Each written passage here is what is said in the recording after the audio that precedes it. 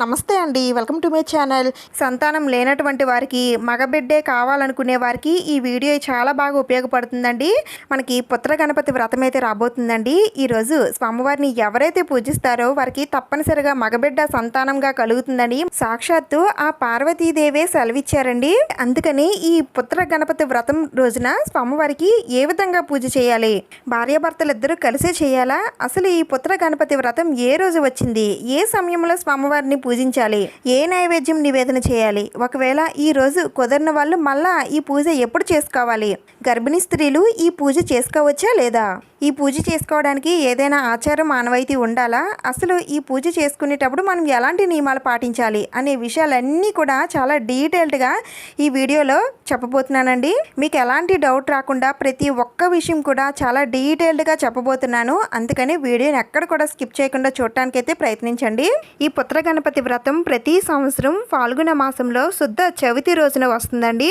ఈరోజు పుత్ర సంతానం కోసం, అలాగే సంతానం లేనటువంటి వారు ఈ పూజనైతే చేసుకుంటారు. అయితే సంతానం ఉన్నవారు అంటే పిల్లలు ఉన్నవారు పూజ చేసుకోకూడదా అంటే తప్పనిసరిగా చేసుకోవచ్చండి. పిల్లలు వృద్ధిలోకి రావాలన్నా, మంచిగా చదువుకోవాలన్నా, మంచి బుద్ధి నడవడిక రావాలన్నా, మంచి మాట తీరు రావాలన్నా ఏదైనా సరే ఆ వినాయకుడే ప్రసాదిస్తాడండి. అందుకనే ఆ స్వామివారికి ఎంత ఇష్టమైన ఈ చవితి రోజున పిల్లల చేత ఈ పూజ చేయించండి. పిల్లలకి కూడా చాలా బాగుంటుంది. ఎవరైనా సరే చేసుకోగలిగే పూజే అండి ఇది.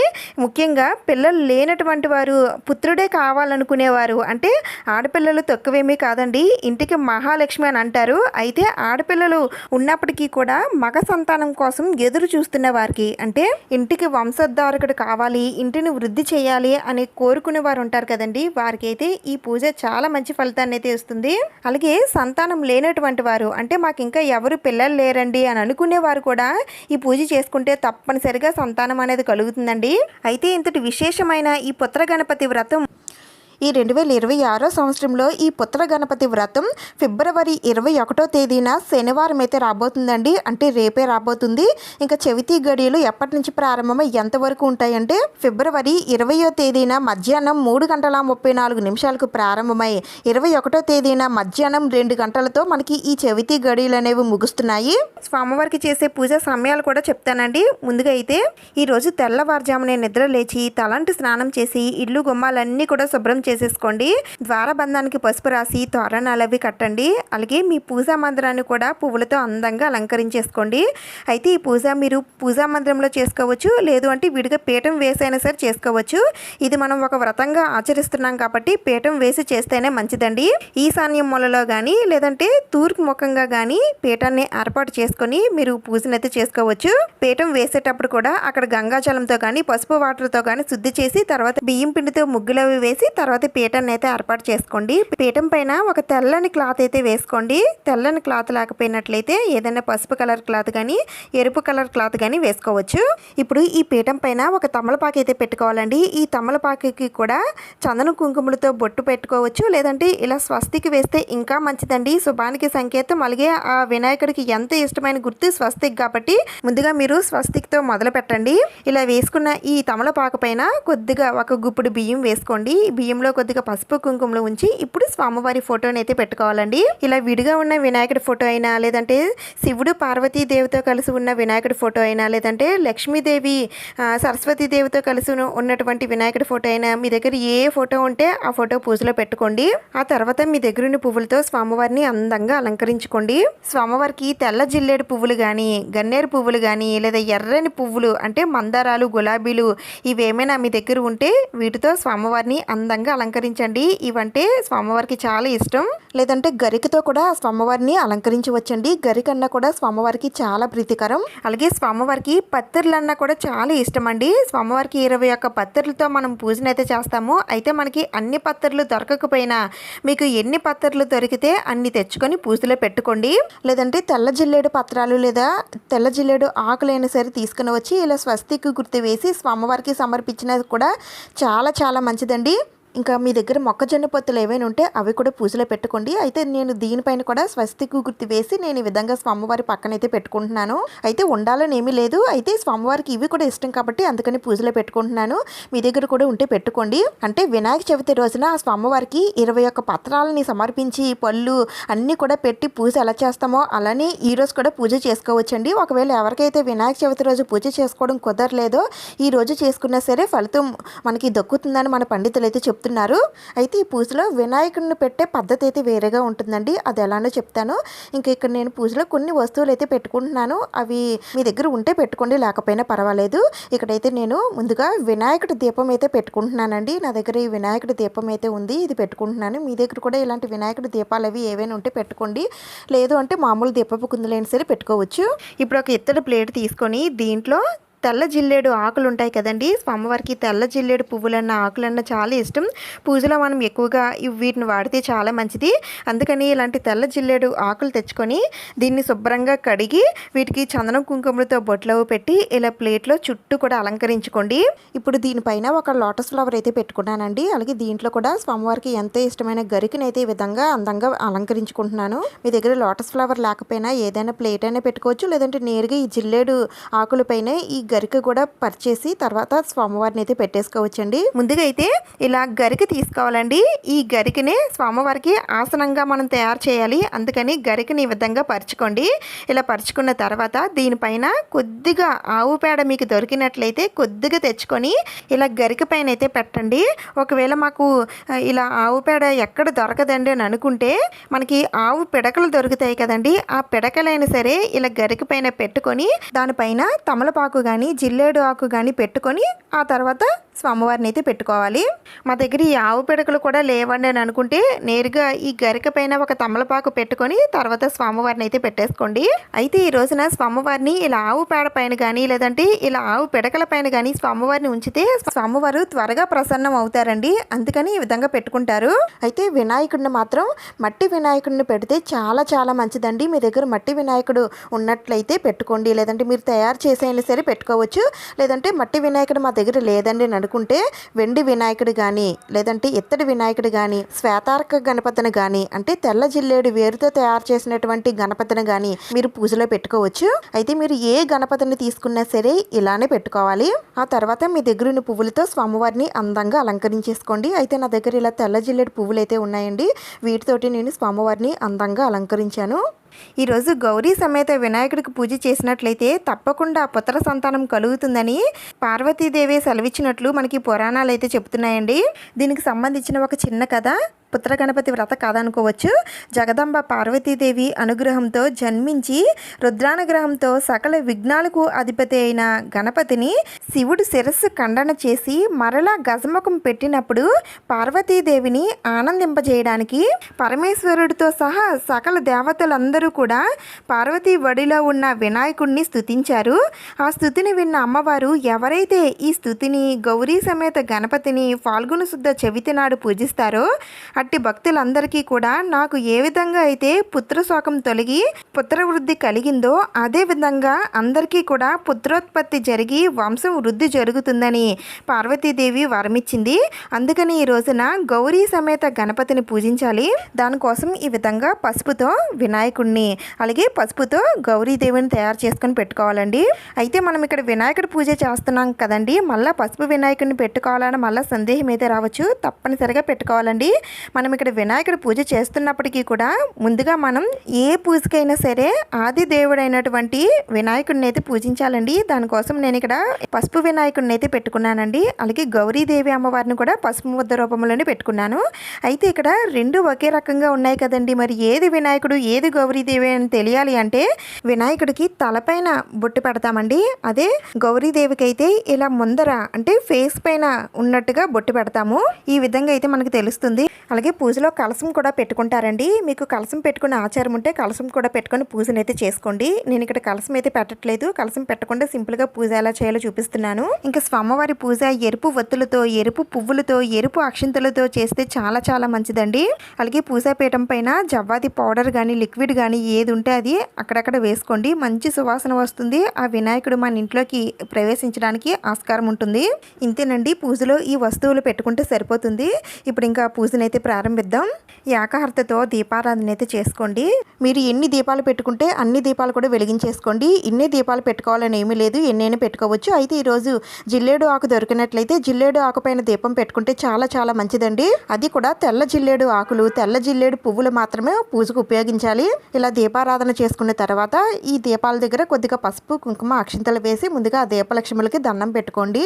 ముందుగా మనం పూజించాల్సింది ఆది దేవుడైనటువంటి వినాయకుడిని కాబట్టి పసుపు వినాయకుడి దగ్గర కొద్దిగా పసుపు కుంకుమ అక్షంతర పువ్వులు వేసి స్వామివారి శ్లోకాలు మంత్రాలు అన్నీ కూడా చదువుకోండి. శుక్లాంబరధరం విష్ణు శ్లోకం, లేదంటే ఓం గం గణపతియే నమః, ఇలా మీకు ఎన్నిసార్లు వీలైతే అన్నిసార్లు చదువుకుంటూ స్వామివారికి పూజనైతే చేసుకోండి. తర్వాత స్వామివారికి ఏదైనా బెల్లం కానీ పళ్ళు కానీ ఏదో ఒకటి నైవేద్యం పెట్టి స్వామివారికి హారతనిచ్చి స్వామివారికి దండం పెట్టుకోండి. మాకు పూజలో ఎలాంటి ఆటంకాలు రాకుండా చూడమని, పూజ సంపూర్ణమయ్యేటట్టు మీదే బాధ్యత స్వామి అని ముందుగా విఘ్నాలు తొలగించే వినాయకుడికి చెప్పుకోండి. ఆ తర్వాత పుత్రుడిని ప్రసాదించే వినాయకుడి పూజనైతే ప్రారంభించాలి. అయితే ఈ పూజ భార్యాభర్తలు ఇద్దరూ కలిసి చేస్తే చాలా చాలా మంచిదండి. ఎవరికైతే సంతానం కావాలి, పుత్రుడు కావాలని కోరుకుంటారో వాళ్ళు భార్యాభర్తలు ఇద్దరూ కలిసి చేస్తే ఎక్కువ ఫలితం అయితే ఉంటుంది. అయితే ఒకరు చేయకూడదా అని మళ్ళీ మీకు సందేహం అయితే రావచ్చు. అలాంటప్పుడు అంటే మీ భర్త ఏదైనా కారణాల వల్ల పూజకి అందలేని వారు వారి కొండవ కానీ, లేదంటే షర్ట్ కానీ, లేదంటే వారి పొట్టుబట్టలు కానీ ఏవైనా సరే మీ పక్కనే పెట్టుకొని పూజ అయితే చేసుకోండి. ఈ విధంగా చేసినా సరే ఇద్దరు చేసిన ఫలితం అయితే దక్కుతుంది. ఇప్పుడైతే స్వామివారి దగ్గర కొద్దిగా పసుపు కుంకుమ అక్షింతలు పువ్వులు పెట్టి స్వామివారికి పత్తి వస్త్రాన్ని కూడా సమర్పించి అగరబత్తులతో ధూపం చూపించి ఆ గణనాథుడికి భార్యాభర్తలు ఇద్దరు కూడా దండం పెట్టుకోండి. మీరు ఏ సంకల్పంతో ఈ పూజ చేయడానికి పూనుకున్నారో ఆ సంకల్పాన్ని, ఆ కోరికని స్వామివారికి చెప్పుకోండి. ఇప్పుడు వినాయకుడి అష్టోత్తరాలు, సహస్రనామాలు అన్నీ కూడా చదువుకోండి. ఇవన్నీ కూడా మనకి వినాయక చవితి బుక్లో ఉంటాయండి. ఇంకా ఈరోజు తప్పనిసరిగా చదువుకోవాల్సింది శ్రీ పుత్ర గణపతి స్తోత్రాలండి. ఇవైతే మనకి గూగుల్ చేస్తే వస్తాయండి. మేము చదువుకోగలుగుతాము అని అనుకుంటే చదువుకోవచ్చు, ఎందుకంటే కొంచెం కష్టంగా ఉంటుంది. తప్పులు లేకుండా చదువుకోండి. ఇవి మేము చదవలేమని అనుకునేవారు స్వామివారి శక్తివంతమైన షోడశ నామాలు ఉన్నాయండి. 16 నామాలు ఉంటాయి. ఇవి చదువుకున్నా సరే మీకు సంపూర్ణ పూజా ఫలితం అయితే దక్కుతుంది. మాకు ఇవి కూడా చదివేంత టైం లేదని అనుకునేవారు ఓం సుమకాయ నమః అనే మంత్రాన్ని 108 సార్లు చదువుకుంటూ ఆ స్వామివారికి ఎంతో ఇష్టమైన గరికితో పూజ చేసుకోండి. అలాగే ఎర్రని పువ్వులతో, ఎర్రని అక్షింతలతో, జిల్లేడు పువ్వులతో, గన్నేరు పువ్వులతో ఇలా మీకు ఏది దొరికితే వీటన్నింటితో స్వామివారిని చక్కగా మనస్తృప్తిగా పూజించండి. ఈ పూజ చేసుకోవడానికి ఎలాంటి ఆచారం ఆనవాయితీ ఏమీ అవసరం లేదండి. సంతానం కావాలనుకునే వారు ఎవరైనా సరే ఈ పూజ చేసుకోవచ్చు. అయితే ఈ పూజ ఏ సమయంలో చేసుకోవాలనంటే ఫిబ్రవరి 21వ తేదీన శనివారం ఉదయం 8:07 నుండి 8:44 లోపు స్వామివారికి పూజ చేసుకుంటే చాలా చాలా మంచిదండి. ఒకవేళ ఈ సమయానికి కుదరకపోయినట్లయితే ఉదయం 10:30 నుండి 12 గంటల లోపలైనా సరే స్వామివారికి పూజ అనేది చేసుకోవచ్చు. చవితి గడియలు ఉన్నప్పుడు ఈ పూజ చేసుకుంటే చాలా చాలా మంచిది. ఉదయం నుండి సాయంత్రం వరకు ఉపవాసం ఉండి మళ్ళీ సాయంత్రం వేళల్లో కూడా సింపుల్గా స్వామివారికి పూజ అనేది చేసుకోవాలండి. సాయంత్రం 5:55 నుండి 7:27 లోపు స్వామివారికి పూజ అనేది చేసుకోవచ్చు. భార్యాభర్తలు ఇద్దరు కూడా ఉపవాసం ఉండాలండి. ఇద్దరం ఉండలేమండి, ఒకరు ఉండొచ్చా అంటే ఉండొచ్చండి, పర్వాలేదు. మధ్య మధ్యలో పాలు పళ్ళు తీసుకోవచ్చండి. కటిక ఉపవాసం అయితే ఉండనవసరం లేదు. సాయంత్రం పూజ అయిన తర్వాత ఉపవాస దీక్షని విరమించి మీరు భోజనం అనేది చేయవచ్చు. ఉదయం పూజ చేసుకునేవారు ఉదయం నుండి సాయంత్రం వరకు ఉపవాసం ఉండి రాత్రికి భోజనం అయితే చేయండి. ఈరోజు తప్పనిసరిగా భార్యాభర్తలు ఇద్దరు కూడా బ్రహ్మచర్యం పాటించాలండి. నేలపైన పడుకోవాలి. ఆరోగ్యం బాగాలేని వారు ఎవరైనా ఉంటే బెడ్ పైన పడుకోవచ్చండి. కానీ బెడ్ పైన ఉన్న బెడ్షీట్ కొత్తది వేసి పడుకోవాలి. అంటే ఉతికింది అయినా సరే వేయచ్చు. నాన్ వెజ్ లాంటిది ఏమి కూడా తినకూడదండి. అయితే మరి ఈ పూజ ప్రెగ్నెంట్ లేడీస్ అంటే గర్భిణీ స్త్రీలు ఈ పూజ చేయవచ్చా అండి అంటే చేయొచ్చండి. 6వ నెల అయ్యేలోపు మీకు ఏ బేబీ కావాలో కోరుకొని మీరు ఈ పూజనైతే చేసుకోవచ్చు. ఆ స్వామివారి మహిమ వల్ల ఏవైనా జరగచ్చండి. మీరు కోరుకున్న కోరిక నెరవేరచ్చు కూడా. ఈ పుత్ర గణపతి వ్రతాన్ని పూర్వం మహారాజులు చక్రవర్తులు ఈ వ్రతాన్ని ఆచరించి పుణ్యఫలాన్ని పొందినవారు అంటే పుత్రుల్ని పొందినవారు ఎంతోమంది ఉన్నారండి. అందుకని ఈ రోజున ఎవరైతే తమకి పుత్ర సంతానం కావాలనే సంకల్పంతో వినాయకుడిని పూజిస్తారో వారి కోరిక తప్పనిసరిగా నెరవేరుతుందని సాక్షాత్తు ఆ పరమశివుడే పార్వతీదేవితో చెప్పినట్లుగా కూడా మనకి ఆధ్యాత్మిక గ్రంథాలు తెలుపుతున్నాయి. అయితే మాకు సంతానం కావాలి, పుత్రులు కావాలనుకునేవారు ఈ పూజ ఈ ఒక్కరోజు చేస్తే సరిపోతుందా అండి అంటే సరిపోదండి. ఈ రోజు నుండి స్టార్ట్ చేసి ప్రతి నెలలో వచ్చే శుద్ధ చవితి రోజున మీరు ఈ పూజనైతే చేసుకోవాల్సి ఉంటుంది. ఇలా 1 సంవత్సరం పాటు చేయాలండి. ఫాల్గుణ మాసంలో స్టార్ట్ చేస్తున్నాం కాబట్టి మళ్ళీ ఫాల్గుణ మాసానికి ఈ పూజని మీరు ముగించాలి. ఇలా 1 సంవత్సరం పాటు శుద్ధ చవితి రోజున ఎవరైతే భక్తి శ్రద్ధలతో పూజిస్తారో తప్పక ఫలితాన్ని అయితే అందుకుంటారు. మధ్యలో ఆటంకం వస్తే ఆ నెల వదిలేసి వచ్చే నెల నుండి మీరు కంటిన్యూ చేయొచ్చండి. అయితే మేము ఇన్ని నెలలు చేయలేమండి అని అనుకునేవారు కనీసం ఈ ఒక్క రోజైనా సరే పూజ చేసుకొని ప్రతి నెల కూడా ఆ గణపతి దేవాలయానికి వెళ్ళి ఆ స్వామివారిని దర్శించుకొని పూజనైతే చేయించుకోండి. అయితే మాకు ఈరోజు పూజ చేయడానికి కుదరలేదండి, మరి మేము ఏం చేయాలి, వచ్చే సంవత్సరం వరకు ఆగాలని అంటే ఏమీ అవసరం లేదండి. మనకి ఈ ఫాల్గుణ మాసం కుదరకపోయినట్లయితే నెక్స్ట్ వచ్చే వైశాఖ మాసంలో కానీ శ్రావణ మాసంలో కానీ భాద్రపద మాసంలో కానీ కార్తీక మాసంలో కానీ పౌర్ణమికి ముందు వచ్చే శుద్ధ చవితి రోజున మీరు ఈ పూజనైతే స్టార్ట్ చేయవచ్చండి. స్టార్ట్ చేసి 1 ఇయర్ పాటు ఈ పూజనైతే చేసుకోవాల్సి ఉంటుంది. ఇవన్నీ కూడా మన పండితులు చెప్పినవేనండి. వారు చెప్పిన ప్రకారంగానే మనం ఆచరిస్తూ ఉంటాం కాబట్టి అదే విషయం నేను ఇక్కడ చెప్తున్నాను. ఎవరికైతే ఈ రోజు కుదరలేదో ఈ మాసాల్లో మీరు ఎప్పుడైనా సరే స్టార్ట్ చేసుకొని స్వామివారికి పూజనైతే చేసుకోవచ్చండి. ప్రతి నెల కూడా ఈ విధంగానే పూజ చేయాల్సి ఉంటుంది. అలాగే పిల్లలు ఉన్నవారు పిల్లల తాలూకా బుక్స్ ఏవైనా ఉంటే పూజలు పెట్టుకోండి. అలాగే పిల్లలకి హెల్త్ అది బాగోపోయినా సరే ఈ పూజ చేస్తే వారి హెల్త్ కుదుట పడుతుందండి. మంచిగా చదువుకుంటారు, మీకు మంచి పేరు తెస్తారు. ఇలా వినాయకుని పూజించిన తర్వాత గౌరీదేవి అమ్మవారిని కూడా పూజించాలండి. గౌరీదేవి అమ్మవారిని కుంకుమతో కానీ పసుపు కొమ్ములతో కానీ చిట్టు గాజులతో కానీ ఎర్రని పువ్వులతో కానీ అమ్మవారిని పూజిస్తే చాలా మంచిదండి. ఓం గౌరీదేవియే నమః అనే మంత్రాన్ని జపించుకుంటూ అమ్మవారికి పూజనైతే చేసుకోండి. ఆ తర్వాత అగరబత్తులతో ధూపం చూపించి స్వామివారికి నైవేద్యం నివేదన చేయాలండి. ఈరోజు స్వామివారికి ముఖ్యంగా అటుకులు బెల్లాన్ని నైవేద్యంగా నివేదన చేయాలండి. అలాగే నువ్వులు బెల్లంతో తయారు చేసినటువంటి చిమ్ములి ఉండలను కూడా స్వామివారికి నైవేద్యంగా పెట్టాలి. అలాగే స్వామివారికి ఎంతో ఇష్టమైనవి ఉండ్రాలు కుడుములు అవి కూడా మీరు చేయగలిగితే అవి కూడా చేసి పెట్టండి. వీటితో పాటుగా పాయసాన్నం అంటే పరమాన్నాన్ని కూడా చేసి పెడితే చాలా చాలా మంచిదండి. వీటిలో మీకు ఏది కుదిరితే అది స్వామివారికి నైవేద్యంగా చేసి పెట్టండి. తర్వాత మీకు దొరికిన పళ్ళును కూడా స్వామివారికి నైవేద్యంగా నివేదన చేయండి. ఆ తర్వాత స్వామివారికి తాంబూలం కూడా సమర్పించి ధూపం చూపించి కొబ్బరికాయనైతే నివేదన చేయండి. కొబ్బరికాయనైతే తప్పనిసరిగా కొట్టండి. భార్యాభర్తలు ఇద్దరిలో ఒకరు కొడితే సరిపోతుందండి. నా దగ్గర కొబ్బరికాయ అయితే లేదు, అందుకని నేను కొట్టలేదు. మీరైతే తప్పనిసరిగా కొబ్బరికాయనైతే స్వామివారికి నివేదన చేయండి. ఆ తర్వాత స్వామివారికి కర్పూర నీరాజనం సమర్పించండి. కొద్దిగా అక్షింతలు చేతిలోకి తీసుకొని స్వామివారి అమ్మవారి పాదాల దగ్గర వేసి ఆ స్వామివారికి మనస్ఫూర్తిగా 2 చేతులు జోడించి శిరస్సు వంచి ఆడవారైతే మోకాళ్ళ పైన మగవారైతే సాష్టాంగ నమస్కారం చేసుకోండి. మీ మదిలో ఉన్న కోరిక ఆ స్వామివారికి తెలియజేయండి. ఎంతో అందమైన ఆరోగ్యవంతమైన ఎంతో తెలివైన బుద్ధిమంతుడు మాకు సంతానంగా కావాలని ఆ స్వామివారికి చెప్పుకోండి. తప్పకుండా ఆ స్వామివారి దయ వలన మీరు కోరుకున్న కోరిక నెరవేరుతుంది. ఈ విధంగా పూజ చేసిన తర్వాత అమ్మవారికి పూజ చేసినటువంటి కుంకుమని నుదుటిన భార్యాభర్తలు ఇద్దరు కూడా ధారణ చేసుకోండి. అలాగే స్వామివారికి పూజ చేసినటువంటి అక్షింతలు తీసుకొని మీ భర్త చేత్తో మీ శిరస్సు పైన వేయించుకోండి. అలాగే మీరు మీ భర్త కాలికి నమస్కారం చేయండి. ఇంకా ఈ పూజ అంతా అయిన తర్వాత ఎవరికైనా ముత్తైదువులకి తాంబూలం ఇవ్వాలి అనుకుంటే ఇవ్వచ్చండి. కానీ ఈరోజు తప్పనిసరిగా ఎవరికైనా పిల్లలకి 8 సంవత్సరాల లోపు పిల్లలకి అది కూడా మగ పిల్లలకి ఇక్కడ పెట్టిన ప్రసాదాలు పెట్టాం కదండి అవన్నీ కూడా ఎంతో కొంత పంచిపెట్టాలి. మగపిల్లలకి ఇవ్వాలని రూల్ అయితే ఉందండి. మాకు ఆడపిల్లలైనా పర్వాలేదండి, మాకు సంతానం కలిగితే చాలు అని అనుకునేవారు ఆడపిల్లలకైనా సరే పంచిపెట్టచ్చు. ఇంకా వారికి ఏమైనా ఇవ్వాలి అనుకుంటే పెన్నులు, బుక్స్ ఇవన్నీ కూడా ఇవ్వచ్చండి. అయితే ఇది 1 సంవత్సరం పాటు ఈ వ్రతాన్ని ఆచరించిన తర్వాత లాస్ట్ నెల ఉద్యాపన ఉందండి. అదేంటంటే ఎవరికైనా ఒక్క పిల్లోడికైనా సరే భోజనం పెట్టి బట్టలు పెట్టాలండి. ఆ పిల్లవాడు మన ఇంట్లో పిల్లవాడైనా లేదంటే బయట పిల్లవాడైనా ఎవరైనా సరే పర్వాలేదండి.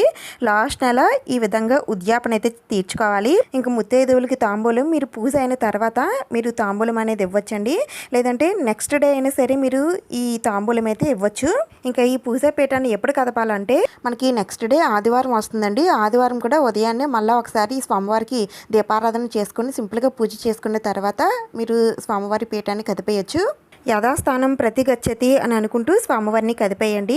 ఇంకా పూజలో పెట్టిన వస్తువులు ఏం చేయాలంటే పసుపు వినాయకుడిని ఒక గిన్నెతో నీళ్లు తీసుకొని ఆ నీటిలో నిమజ్జనం చేసేయండి. ఇంకా గౌరీదేవి అమ్మవారిని అయితే మీ మంగళసూత్రాలకి, మొహానికి, చేతులకి రాసుకోవాలండి. కాళ్ళకి మాత్రం ఎట్టి పరిస్థితుల్లో రాసుకోకూడదు. ఇంకా పూజలో పెట్టిన నైవేద్యాలు మీరు తినొచ్చండి. అలాగే ఇంటి చుట్టుపక్కల ఉన్న పిల్లలందరికీ కూడా పంచిపెట్టవచ్చు. ఇంకా స్వామివారి దగ్గర వేసిన గరిక, అలాగే ఆవు పేడ, లేదంటే పిడకలు, పువ్వులు, జిల్లేడు ఆకులు, పత్రి ఇవన్నీ కూడా పారే నీటిలో కానీ లేదంటే ఏదైనా చెట్ల మొదట్లో కానీ వేసేయండి. మీరు పూజలో మట్టి గణపతిని పెట్టుకున్నట్లయితే ఆ మట్టి గణపతిని కూడా మీరు నీటిలో నిమజ్జనం చేసేయాలండి. ఇంకా పూజలో పెట్టిన పసుపు కుంకుమలు మీరు మీ పూజా మందిరంలో పెట్టేసుకోవచ్చు. ఈ విధంగా పుత్ర గణపతి పూజనైతే చేసుకోవాలండి.